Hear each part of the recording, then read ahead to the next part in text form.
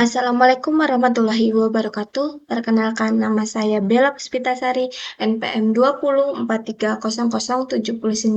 Di sini saya akan menjelaskan tentang blockchain.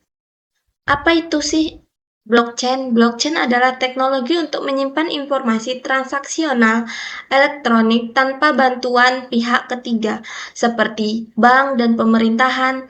Blockchain merupakan sebuah istilah yang berasal dari dua gabungan kata, yaitu kata blok yang artinya kelompok dan chain artinya rantai, sehingga blockchain dapat diartikan menjadi serangkaian blok yang saling terhubung dan berisikan informasi digital. Data berisi konsisten secara kronologis karena Anda tidak dapat menghapus dan atau mengubah rantai tanpa konsensus dari jaringan.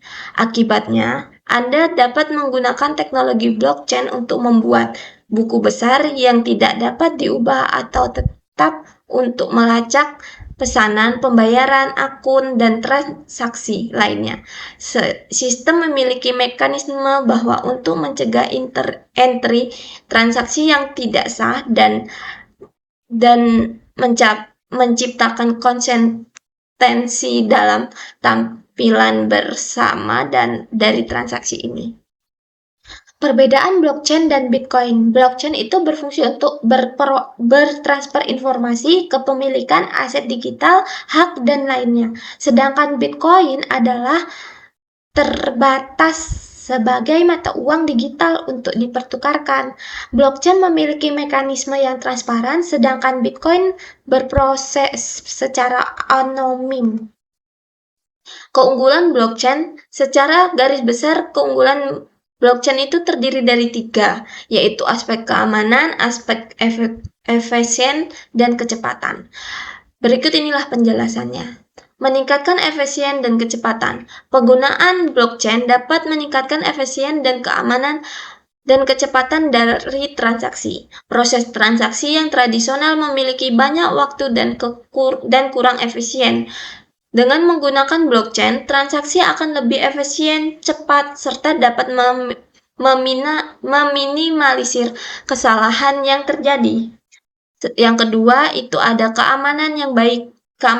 Maksud dari keamanan yang baik ini, seperti blockchain selalu menciptakan catatan transaksi yang tidak dapat diubah oleh siapapun karena sudah melewati proses khas, sehingga dapat meminimalisir terjadinya penipuan dan aktivitas yang tidak sah.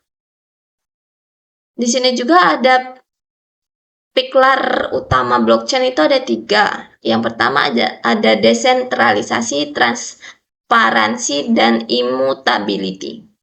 Penjelasan dari desentralisasi itu artinya data tidak lagi disimpan pada satu tempat atau satu entiti. Seluruh entiti yang terdaftar pada jaringan blockchain akan memiliki salinan data yang sama. Semua salinan terintegrasi dan hal ini tidak membuat data yang tersimpan menjadi sulit diretas. Yang kedua itu ada transparansi.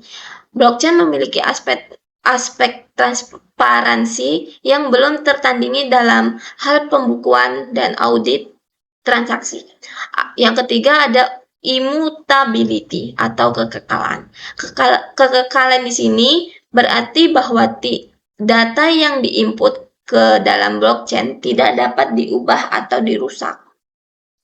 Sejarah singkat blockchain. Mengutip dari buku Blockchain for the Mass, yaitu ditulis oleh Manav Gupta, menjelaskan bahwa blockchain pada awal dikembangkan untuk memenuhi kebutuhan besar dan sistem yang lebih efektif, lebih murah, lebih terjamin, dan terbukti lebih aman saat melakukan tugas merekam berbagai transaksi keuangan masa depan. Ide penggunaan blockchain sendiri lahir pada tahun 1991, kemudian 2 orang menulis dan menerbitkan Journal of Cryptography.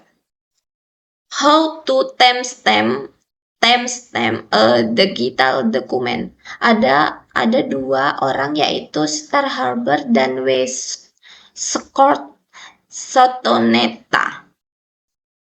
Blockchain awalnya dirancang untuk digunakan dalam Bitcoin dan dikembangkan sekitar tahun 2009. Pengembangan blockchain dilakukan oleh Satoshi Nakamoto, Jepang.